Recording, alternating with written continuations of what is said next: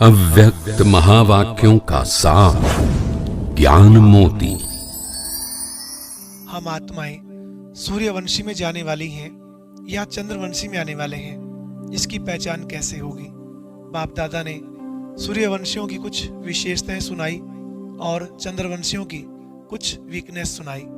सूर्यवंशियों की सबसे पहली विशेषता ये है कि वह आत्माएं सदा बाप के साथ सर्व संबंधों की अनुभूतियों में लवलीन रहेंगे। फिर दूसरी विशेषता, सूर्यवंशी कभी चढ़ती कला और कभी उतरती कला में नहीं आते, वह तो सदा चढ़ती कला का अनुभव करते रहते। बाबा ने एक उदाहरण देकर समझाया, जैसे सूर्य सदा प्रकाश स्वरूप अनुभव होता, चंद्रमा की तरह कलाओं के चक्कर में नहीं आता। हाँ, कभी कभी सूर्यवंशियों के आगे माया रूपी बादल भले सामना करने आ जाते हैं, परंतु बादल आया और चला गया।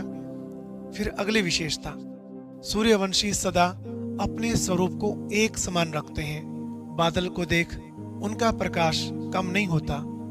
सूर्यवंशी सदा अपने को बेहद का सेवाधारी समझ लाइट हाउस और माइट हाउस का अनुभव करते हैं। सूर्यवंशी सदा विश्व कल्याण की इतनी बड़ी जिम्मेवारी को निभाते हुए भी डबल लाइट रहेंगे। अगली विशेषता, सूर्यवंशी हर कदम में फॉलो ब्रह्मा बाप करने वाले होंगे।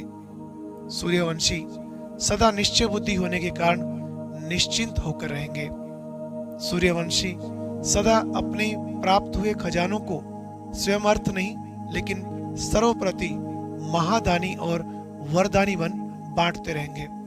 और सूर्यवंशियों की अगली पहचान बाबा जो बता रहे हैं, उसके आधार पर हम बहुत सहज अपने को पहचान पाएंगे कि हम कौन सी डायनेस्टी के अधिकारी हैं। बाबा ने कहा, सूर्यवंशी आत्मा सदा मास्टर ज्ञान सूर्य अर्थात बीज रूप की पावरफुल स्टेज में स्थित रहेंगे, या फिर सेकंड स्टेज अव्यक्त फरिश्ते स्थिति का अनुभव करते रहेंगे, जबकि चंद्रवंशी बीज रूप स्टेज में बहुत कम ठहरेंगे। इसकी बजाय कभी फरिश्ते स्वरूप में और कभी अनेक प्रकार के विघ्नों में युद्ध कर विजयी बनने की स्टेज में स्थित होने का प्रयास करते रहेंगे।